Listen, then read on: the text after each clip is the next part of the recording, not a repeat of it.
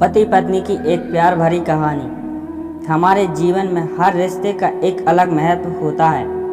हर रिश्ते के लिए एक अलग स्थान होता है।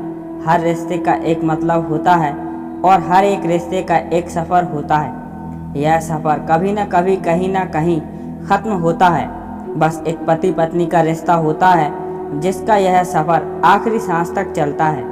आधुनिक विज्ञान के ज़माने में हमने बहुत ज़्यादा तरक्की कर ली। हम बहुत होशियार हो गए, लेकिन कभी कभी हमारे जैसे होशियारों को भी कुछ गंवार लोग ऐसे मिल जाते हैं जो हमें काफ़ी कुछ सिखा जाते हैं। बस अभी 1 महीने पहले की ही तो बात है। घर के पिछले भाग में माटी डालने का और प्लांट्स लगाने का काम रमन और कला इन पति पत्नी के जोड़ों को दिया था। पहले दिन दोनों आए, दोनों ने खूब अच्छा काम किया। दूसरे दिन सिर्फ रमन आया, शायद कला बीमार होगी। उस दिन दोपहर में मेरे साथ खाना खाने के लिए मैंने रमन को बहुत आग्रह किया। कई बार उसे कहा कि मेरे साथ खाना खा लो, लेकिन वह माना ही नहीं। वह बोला कला नाराज हो जाएगी। मैं बोला अरे रमन, तुम कितना डरते हो अपनी बीवी से। वह बोला मैं डरता नहीं हूँ साहब, कदर करता हूँ, उसकी सम्मान करता हूँ उसका। मुझे उसके शब्दों पर हंसना आ गया। मैंने उससे कहा अरे क्या रखा है उसमें, ना रंग है ना रूप है, फिर क्यों इतना उसके पीछे पीछे भागता है। वह बोला कोई फर्क नहीं पड़ता साहब, रंग हो या ना हो, रूप हो या ना हो, लेकिन फिर भी वही मुझे जग में सबसे प्यारी लगती है। मैं बोला तू तो पूरा जोरू का गुलाम लगता है। क्या मुझे अपनी पत्नी के अलावा बाकी रिश्ते महत्वपूर्ण नहीं लगते। उसने शांति से जवाब दिया देखिए साहब, माँ बाप तो भगवान के होते हैं और तो उनकी पूजा करनी चाहिए। भाई बहन का रिश्ता तो जन्मजात होता है और दोस्ती का नाता तो सिर्फ काम या मतलब के लिए होता है और बाकी सारे संबंधी मतलब के लिए ही होते हैं। अब देखिए जैसे कि आपका और मेरा नाता भी काम और पैसे का ही है ना, लेकिन साहब पत्नी हमारी कोई नज़दीकी रिश्तेदार तो होती नहीं है, फिर भी वह अपने सारे संबंधों को छोड़कर हमेशा के लिए हमारी हो जाती है और हमारे हर सुख दुख में, हर दिन रात में, हर ऋतु में हमारा साथ देती है।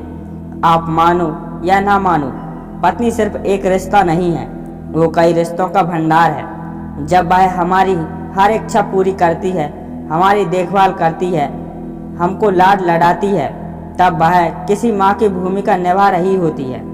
जब वह हमें अपने वर्तमान परिस्थिति की समझ देती है और जब हम अपनी कमाई उसके हाथों में लाकर देते हैं, तब हमें विश्वास होता है कि वह उसका सही इस्तेमाल करेगी और हमारे साथ कुछ बुरा नहीं होने देगी।